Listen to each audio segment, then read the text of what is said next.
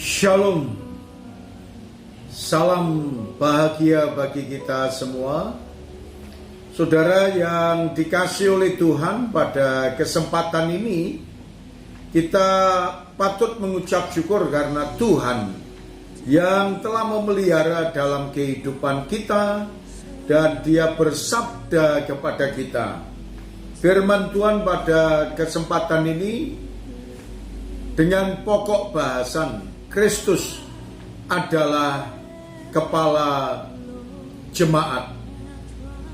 Dalam kitab Efesus pasal yang pertama, ayat yang ke-22 sampai dengan ayat yang ke-23, firman Tuhan berkata kepada kita, dan segala sesuatu telah diletakkannya di bawah kaki Kristus, dan Dia telah diberikannya kepada jemaat sebagai kepala dari segala yang ada. Jemaat yang adalah tubuhnya, yaitu kepenuhan Dia yang memenuhi semua dan segala sesuatu. Saudara sekalian yang berbahagia, kalau Kristus sebagai kepala dari jemaat, tentunya kita bisa melihat bahwa jemaat itu siapa? Ini yang akan saudara dan saya renungkan, apa yang Tuhan ajarkan kepada kita. Dalam kitab Injil Matius pasal 16 ayat yang ke-18.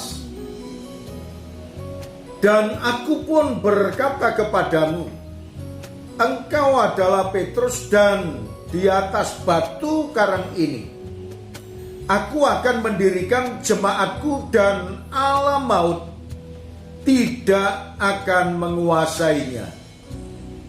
Saudara sekalian, jemaat didirikan oleh Tuhan, sehingga kalau jemaat Tuhan yang dipercayakan kepada setiap hamba-hamba Tuhan, sebenarnya hamba-hamba Tuhan menjalankan tugas dari Tuhan untuk menggembalakan kawanan domba atau jemaat yang dipercayakan Tuhan kepada semua hamba-hambanya. Dan apa yang Tuhan katakan kepada kita berkaitan dengan jemaat yang Tuhan percayakan kepada kita. Dalam kitab 1 Petrus pasal yang kelima, yang berkata kepada kita, ayat yang kedua, saya akan membacakan kebenaran firman Tuhan ini.